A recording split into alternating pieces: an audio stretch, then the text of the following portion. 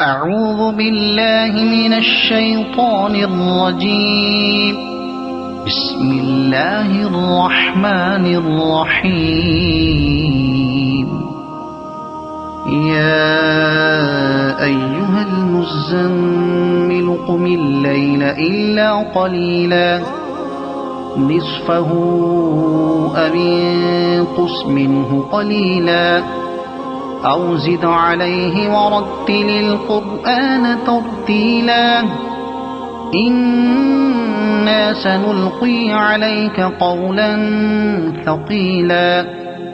إن ناشئة الليل هي أشد وطئا وأقوم قيلا إن لك في النهار سبحا طويلا واذكر اسم ربك وتبتل إليه تبتيلا رب المشرق والمغرب لا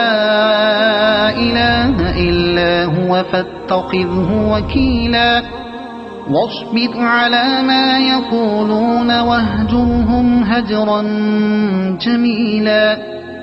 وذرني والمكذبين أولي النعمة ومهلهم قليلا إن لدينا أنكالا وجحيما وطعاما ذا غصة وعذابا أليما يوم ترجف الأرض والجبال وكانت الجبال كثيبا مهيلا إنا أرسلنا إليكم رسولا شاهدا عليكم كما أرسلنا إلى فرعون رسولا فعصى فرعون الرسول فأخذناه أخذا وبيلا فكيف تتقون إن كفرتم يوما يجعل الولدان شيبا السماء منفطر به كان وعده مفعولا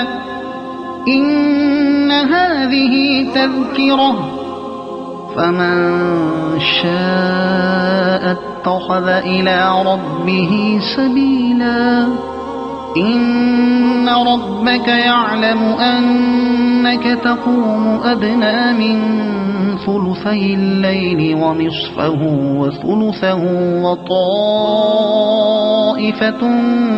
من الذين معك والله يقدر الليل والنهار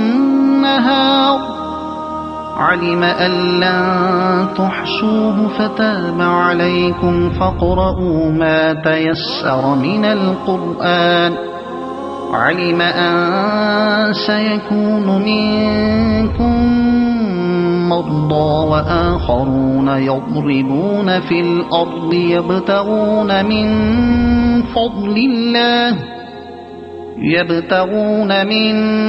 فضل الله وآخرون يقاتلون في سبيل الله فاقرؤوا ما تيسر منه وأقيموا الصلاة وآتوا الزكاة وأقرضوا الله قرضا حسنا وما تقدموا لأنفسكم من خير تجدوه عند الله هو خيرا وأعظم أجرا واستغفروا الله إن